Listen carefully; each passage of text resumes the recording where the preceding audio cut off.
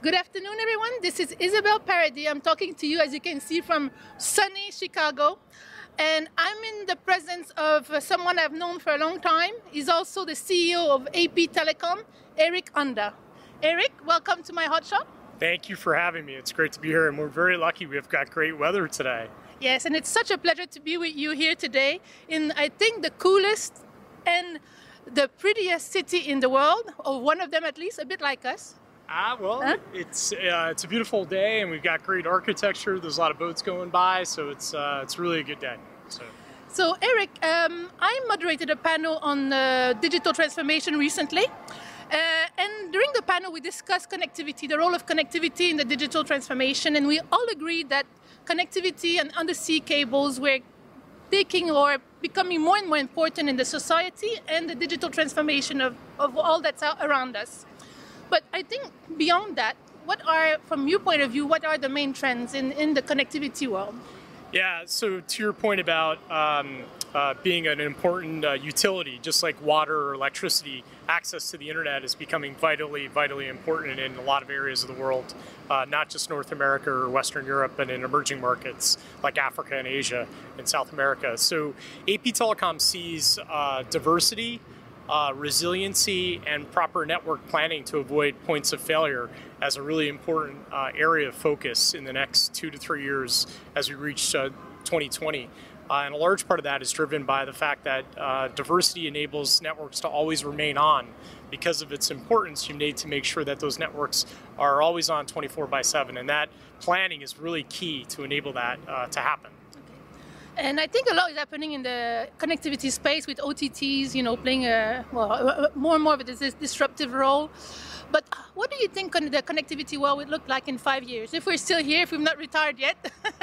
If we're in Tahiti or Bora Bora, but no. Fingers crossed. Fingers crossed. Fingers crossed. I think it's a really good question. It's going to be exciting to see the new diverse networks and how the emergence of the OTTs transforms the industry. Are they going to start selling capacity? Are they going to perhaps offer capacity to folks that are not investing in new systems through third parties? How that plays out, I don't know, but there's some of the questions that remain to be seen and have to be answered.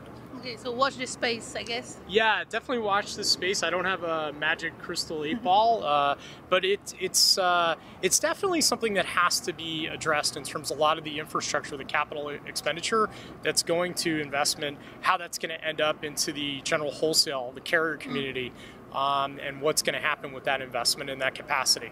Okay. Now, more importantly, what about AP Telecom? What do you do to enable all your customers to transform themselves even in the connectivity world? Well, we've been in business now for 8 years, since 2010, and effectively AP Telecom helps its clients support its financing package to build submarine cable systems.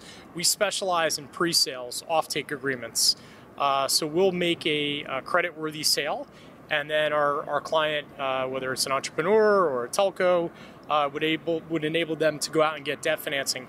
Perfect example of that would be Hawaii Telecom. They're one of our most successful clients. Working with Hawaiians was a pleasure. They went out and invested $30 million, and they got $36 million back before the cable went in the water. So that's our anchor success story. And we're now doing many projects. We're working with Deep Blue in the Caribbean. We're working across the Pacific with Pacific Light. We're working with the team at Aquacomms with Havfru on the North Atlantic. And we've done a really successful amount of projects in the last 8 years, 12 systems and just over $300 million in sales. I know you're busy guys, and I see you everywhere, so it's always good. So, Eric, thank you so much for being part of my HotShot victim. Wasn't so bad. It wasn't, and it's always a pleasure to see you, and I wish you all the best for the Chicago conference here at ITW. This is our last year in Chicago. Next year we're going to be in Atlanta, so hopefully we'll be able to film at a nice spot somewhere there in the south of the U.S. Next year. For sure, and maybe then we can talk about the explosion of connectivity and what is actually triggering it. Exactly, absolutely. So thank you so much. Thank you, Eric. Thank you. Thank you, everyone, for watching, and until my next HotShot.